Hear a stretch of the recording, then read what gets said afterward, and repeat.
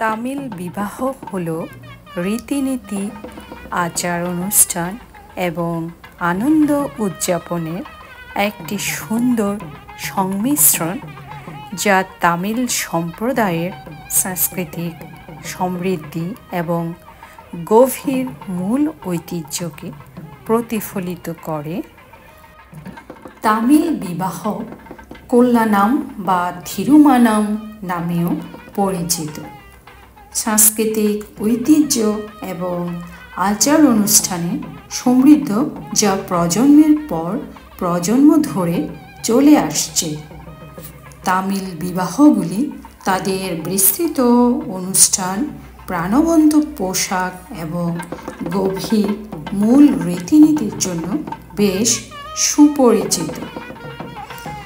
তামিল বিবাহগুলোতে সাধারণত পান্ডাকাল মুহূর্তম, সুমঙ্গলী প্রার্থনায়, নিচায়থার্থম, মাপিল্লাই আজাইপ্পু, কাশী যাত্রা, মালাই মাত্রাল, অঞ্জল, কন্যাদান, মঙ্গলসূত্র ও সপ্তপদী, অভ্যর্থনা এবং উৎসব, এই বিভিন্ন ধরনের আচার রীতিনীতি পালন করে থাকে।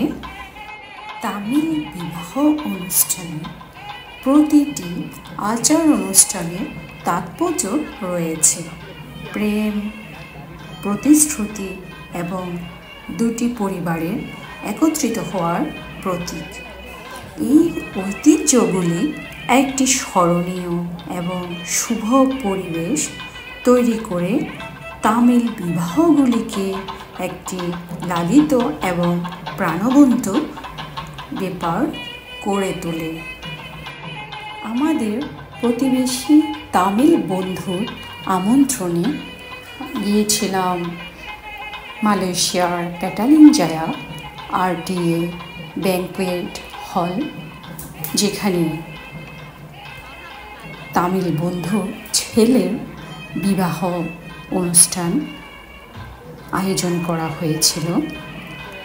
তো ভিউয়ার্স, ওরা একটা গ্র্যান্ড রিসেপশনের আয়োজন করেছিল, যেখানে পরিবারের সদস্য, আত্মীয় স্বজন এবং বন্ধুরা দম্পতির মিলন উদযাপন করতে একত্রিত হয়েছিল। সাথে ছিল জমকালো ভোজের আয়োজন, যেখানে বিভিন্ন ঐতিহ্যবাহী তামিল খাবার পরিবেশন করা হয়েছে। সাথে ছিল সঙ্গীত, নৃত্যানুষ্ঠান এবং সাংস্কৃতিক অনুষ্ঠান।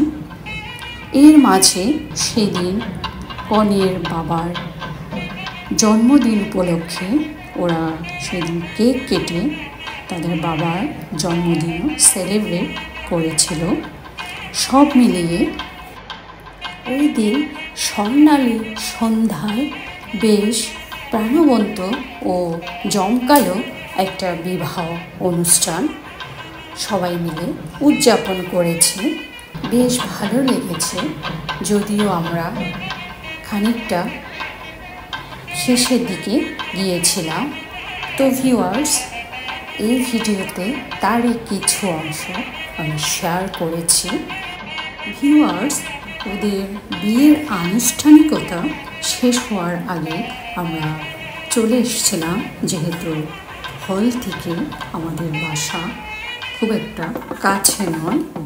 তো আসার আগে তামিল বন্ধুর সাথে দেখা করার সময় কথা প্রসঙ্গে জানতে পারলাম, আমাদের হিন্দু বিয়েতে যেমন বাংলাদেশে বিয়ের পরের দিন কনেকে বরের বাড়িতে নিয়ে যাওয়া হয়, তো বিভিন্ন আনুষ্ঠানিকতার শেষে সে আবার তার বাবার বাড়িতে প্রোগ্রামে আসে। কিন্তু ওদেরটা যেটা শুনলাম সেটা হলো একটু অন্যরকম। যেমন হল থেকে কিংবা বিয়ের পরে আনুষ্ঠানিকতার শেষে বর কনেকে নিয়ে যাওয়া হবে বরের বাড়িতে, অর্থাৎ মেয়ের শ্বশুর বাড়িতে। সেখানে কিছু রীতিনীতি পালন করার পরে সেই রাতে সে আবার চলে আসবে মেয়ের বাড়িতে, ওখানে থাকবে 3 দিন। তারপর আবার আসবে ছেলে পক্ষে বাড়িতে। বিষয়টা শুনে আমার বেশ ভালো লেগেছিল। এটা একটু অন্যরকম। সাধারণত আমাদের হিন্দু বিয়েতে বিয়ের পরে ছেলে বাড়িতেই মেয়েরা চলে যায়। তো যাই হোক ভিউয়ার্স, আমরা এই জমকালো বিয়ের অনুষ্ঠানে বেশ সুন্দর একটা সময় কাটিয়েছি। আপনারা পুরো ভিডিওটি দেখুন, আশা করি আপনাদের ভালো লাগবে ও সাথে থাকবেন। তো চলুন তাহলে